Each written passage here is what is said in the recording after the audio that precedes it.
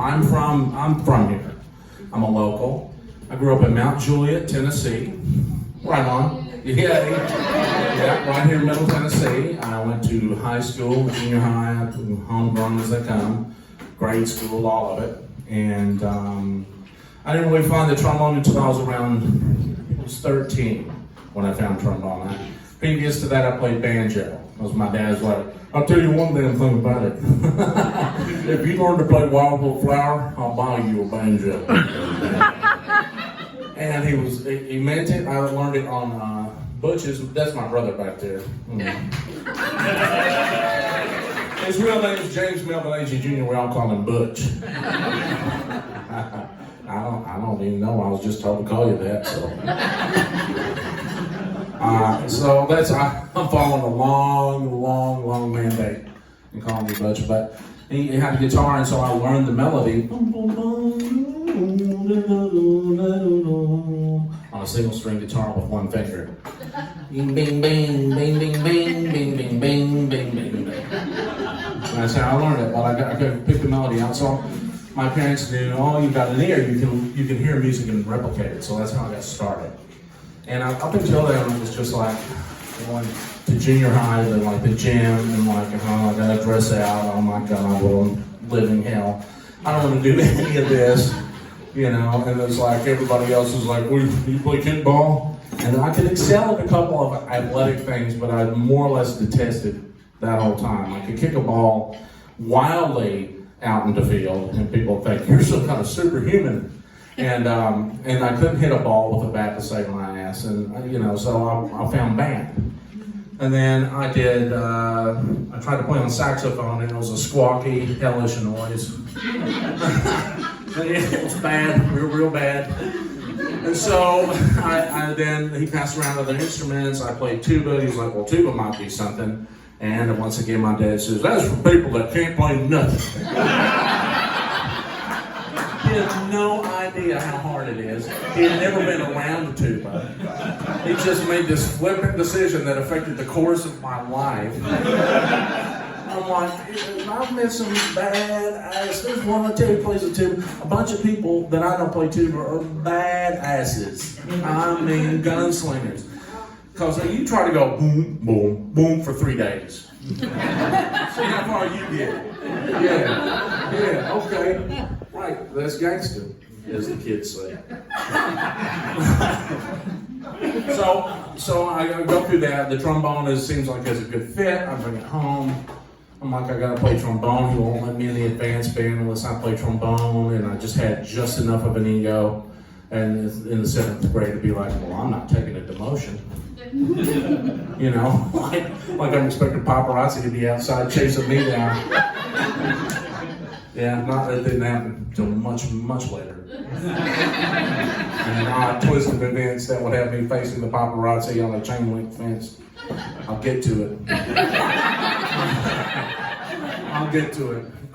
So we start there, and first of all, you might see me swimming around. I'm just going to go ahead and try to sit. This is the size of a Pop-Tart. And I don't sit on them unless it's an accident. But I'm going to do that tonight because I'd rather do that than I've had a lot to drink and I'm sweating. So we go through that. I go through the trombone, I go through junior high, and then I start trying out for mid-state, all-state, these honor bands, what they call honor bands, which means I get out of school. That's what it actually means. I'm getting out of school and I'm going to play this festival for 3 days, Cool. So I start auditioning and I do pretty well. And it's me in a dank basement, in my parents' basement, which was a mud floor, except for one little pad of concrete, where my dad just made this pallet of concrete and it was like, you know what? Fuck it. I'm not finishing this. Pain in the ass. I know that's what I feel like I would have done.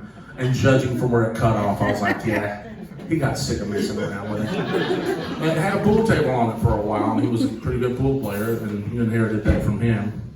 Yeah, I did not.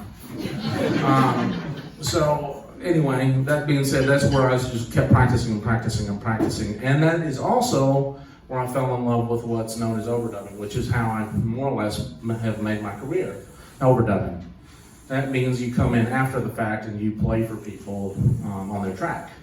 So they're not there, they're at home or counting their millions somewhere while I'm playing for $300. But I'm not kidding. There's some equality. Not really, I'm not kidding. But I fell in love with the process of overdubbing, and the only way I could do it was a double tape deck. And it was, I could play on one deck and play and record on the other and record it. And so I had this metronome that was like tink, tink, tink, tink, tink, tink, tink, real high end and loud.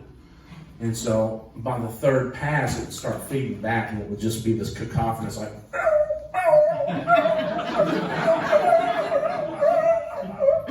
And there are tapes. I wish I had an example.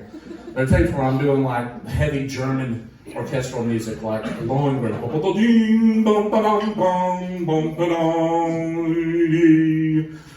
5 parts. So you have the added trombone part in that, and then the tuba part, which I played on trombone. And so, but it would just be this, oh God bless you, honey. I have no idea what the hell we've been doing. Is this Donaldson? Am I in Donaldson? It's happening again. Yeah. So the overdubbing, and this cacophonous, weird sound, but it didn't deter me, because I was like, listen to that. It just sounds like a wall of like bricks. And I was just like, that's amazing. And so I kept that back over and over. And then trying out for all-state, mid-state. Every trombone player knows that and has some trauma about it. It's a Rochu etude that they give to kids when they're getting going and stuff, And so we use that a lot to try out for things. And then the jazz band and whatnot. So I go through all of that.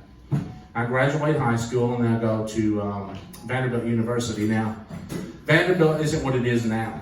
It's a great music school now. Blair is, and it has a great trombone teacher, Jeremy Wilson, and a great studio.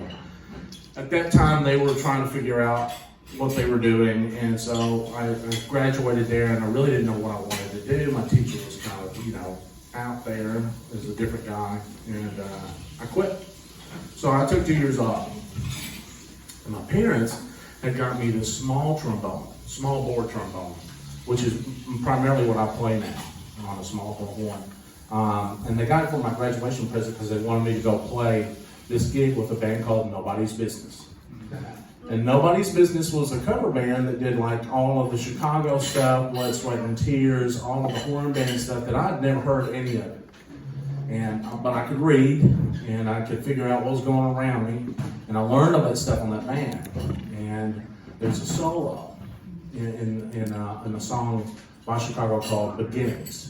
And I still play it with a band now called 12 Rather Make Me Smile. It's a great band, versions of that music. But it breaks the way down. There's a trombone solo, and it's just ferocious. It starts really high.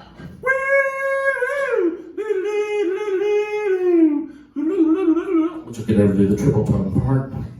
But I could do the rest of it. And what I got out of it at that age, and having come out of all that, was that playing the instrument and the way that I was playing it just really aggressively made me feel better. And that's all I knew. I was like, just like swallowing one horrible insult after another in school, and just being like, oh, what the hell am I going to do? How am I going to make money? I don't know. And just all of that got channeled into that. And I never really looked back from that. That was my style. And it was my style because it helped me, not because I was going for something aesthetic outside of myself. And so I continue on. I freelance. I'm doing clubs like Mare Bulls downtown, which is where B.B. King's is now. And what am I, 21? Something like that. I'm 21. And I'm starting out, and I'm doing all these clubs. And there's my science teacher from high school who looks like a jacked red kangaroo. He looks like a kangaroo that just got released from federal prison. Huge neck, shoulders, another neck, some more shoulders. The biggest, I won't name his name because I'm afraid he'll come back from the grave and consume me. But he was the bouncer, and I saw him. That's the first fight I'd ever seen. I saw him push somebody, and I thought he was going to dislocate the guy's head. He pushed him so hard. I know the guy was concussed, and I was like, well. And then the next year they popped him for for dealing steroids, and I'm like, wait! I swear I couldn't tell. He was singing clean cut to me.